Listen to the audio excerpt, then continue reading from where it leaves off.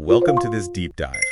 Today, we're looking at something, well, deeply personal: sexuality and relationships. And we're using the fascinating lens of Spiritism. Exactly. We've got some sources here that offer a really, unique angle on these basic human experiences. Right. And our goal, our mission, is to unpack the core Spiritist principles here. Yeah, trying to see what this spiritual view adds, beyond just the biological or the social takes we usually hear. It covers quite a range, doesn't it? The spiritual nature of sex, its link to love. Reincarnation, definitely, how that shapes things.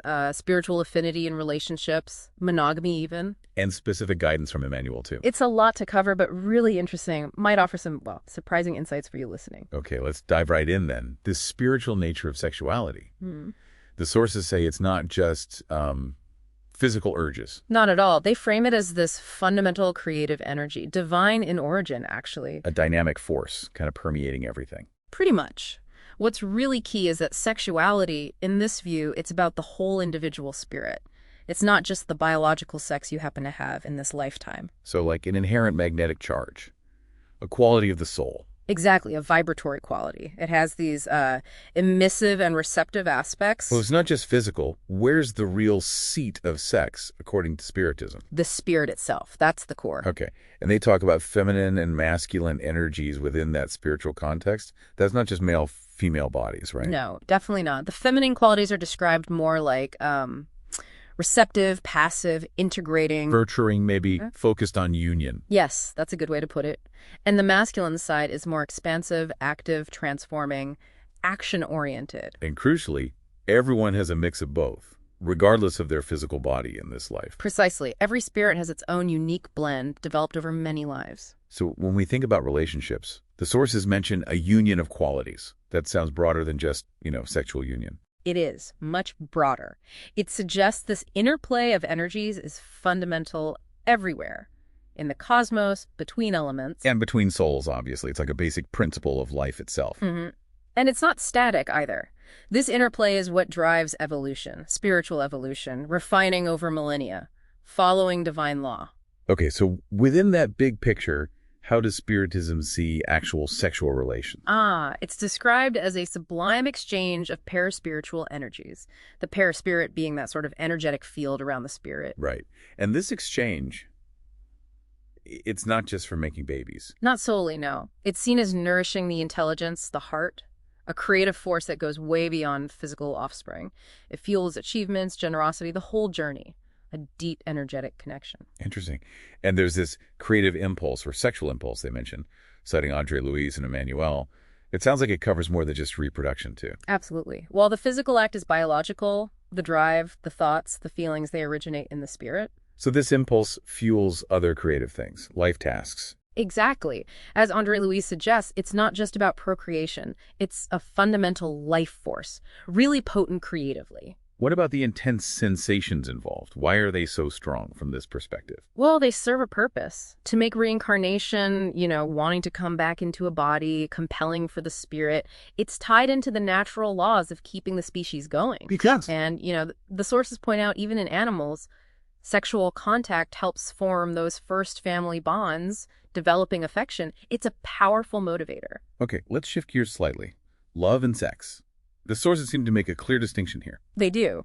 Love is presented as, the totality of positive feelings, desires for good, fostering spiritual growth.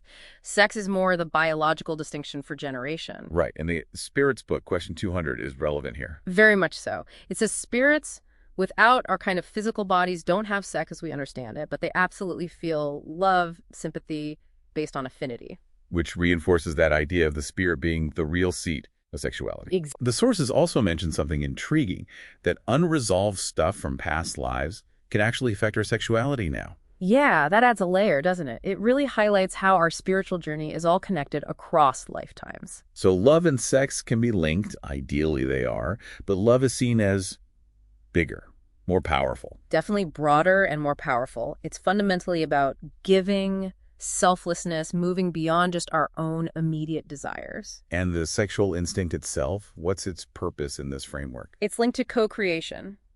On a huge scale, advanced spirits helping create worlds, On our scale, it's the engine for human procreation, the soul's energy channeled creatively. And there's a progression. Yes, a clear progression. From more animalistic pleasure towards integrating that instinct with our higher human side, eventually sublimating it through higher dimensions of love as the spirit evolves. Okay, let's unpack reincarnation's role more. It seems absolutely tied to sexual development and Spiritism. Deeply connected. You can't really understand one without the other in this view.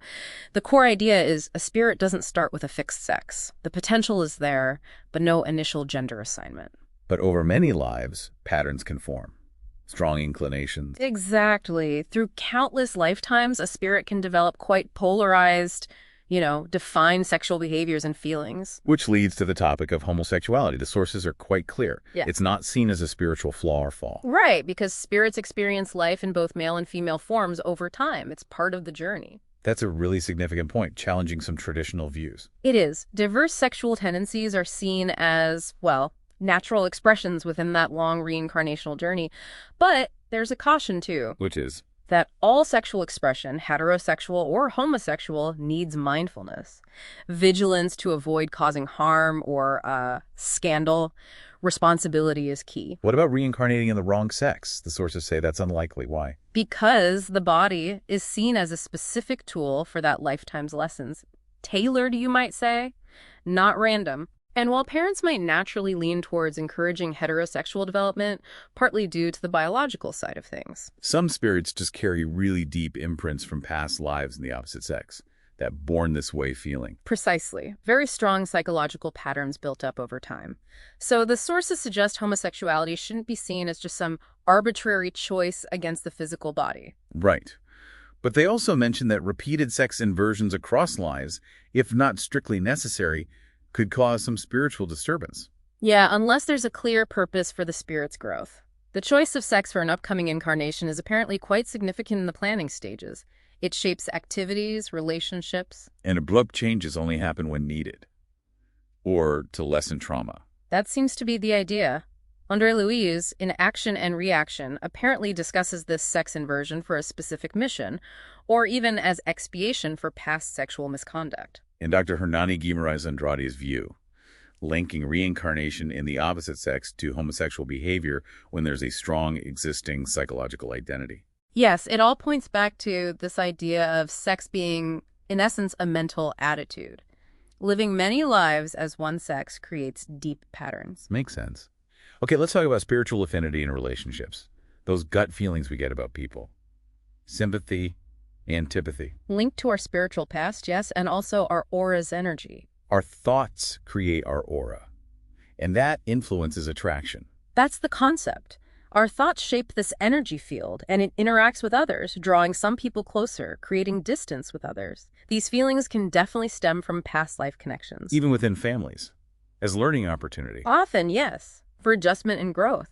It's not just vague history, though. Auras, energetic fluids, they play a role in first impressions, forming bonds. So that instant connection or feeling uneasy might have an energetic basis. It often does. But the emphasis is always on consciously working towards harmony, overcoming our own ego, our selfishness. That creates friction. And self-knowledge, prayer. Those are tools to help transform antipathy. Yes, into something more fraternal. We might not choose the initial feeling of dislike, but we absolutely choose our actions. The law of synchronicity is mentioned too. Influence from incarnate and discarnate companions. Right. Suggesting our relationships aren't just with the people we see. Our thoughts, our inner state, can be influenced by and influence spirits too. So working on ourselves, monitoring our thoughts, that has a ripple effect. A positive one, hopefully, even affecting those discarnate connections. It all ties together. Relationships are part of our spiritual journey, shaped by the past, by energy, by connections on multiple levels. There's a very interconnected view. Deeply so. All right, let's look at monogamy. The Spiritist stance seems pretty clear here. Yes, it's presented as aligning more with natural law than polygamy does. Polygamy being seen more as a human law, and its decline as social progress. Exactly. And the ideal for marriage, in line with God's will, they say, should be built on affection, real affection. Which they contrast with polygamy, saying it often lacks that deep affection. More about sensuality. That's the description, yes. And there's a practical argument, too. If polygamy were natural law, it should work universally. But the roughly equal numbers of men and women make that materially impossible on a grand scale. So the conclusion is polygamy is more of a societal custom that tends to fade as societies advance. Pretty much. The summary table in the sources really lays it out. Monogamy aligns with natural law, social progress, affection, real connection, and it's feasible. Polygamy is seen as human law, its decline is progress, often lacks affection, leans on sensuality, and isn't universally sustainable. Okay, clear enough. Finally, let's touch on Emmanuel's guidance regarding sexuality. It sounds like it emphasizes education over just saying no. Very much so. Education, not prohibition. He views sex as sacred, a natural attribute, but one requiring control. Thoughtful control. Dignified use of sexual energy, respect. Yeah. Not forced abstinence. Right. Control it to avoid negative outcomes, avoid getting stuck in less happy spiritual states for longer than necessary. So responsibility is key, not just following impulses, because of the law of cause and effect. Absolutely. Every commitment, every action in sexual life falls under that law. For Emmanuel, sex is spirit, it's life, serving universal harmony. That demands responsibility, discernment. And he connects it back to reincarnation and affinity, too. Attractions having past life roots. Yes, suggesting that initial pull often comes from past connections, which is why he advises using reason after the first flush of infatuation and courtship. And he mentions the potential influence of discarnate spirits, maybe future family members. It's mentioned, yes. A reminder that there can be unseen factors influencing our choices. But the core message seems to be about consequences, isn't it? Good or bad, depending on how we use that energy. Definitely. All actions have repercussions. And a really strong point he makes, harming someone else sexually ultimately means harming yourself, that interconnectedness again. So, summing up, Emmanuel, it's a call for balance, responsibility, based on education, respect, self-control, and understanding these spiritual laws. Exactly. Recognizing the sacredness of this energy and channeling it constructively for our growth and the good of others. Okay, so to wrap up this deep dive, we've covered quite a bit. The spiritual roots of sexual energy, love being primary, reincarnation's deep influence, affinity and connections, the preference for monogamy, and Emmanuel's practical advice. It's a comprehensive view, certainly. Offers a different framework for thinking about it all. Which leads to that final thought for you, the listener. How might understanding these spiritual principles shift your own perspective on your relationships, your own nature?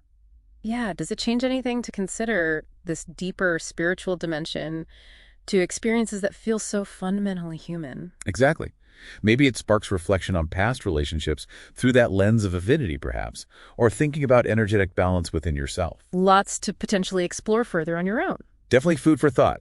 Thanks for joining us for this deep dive.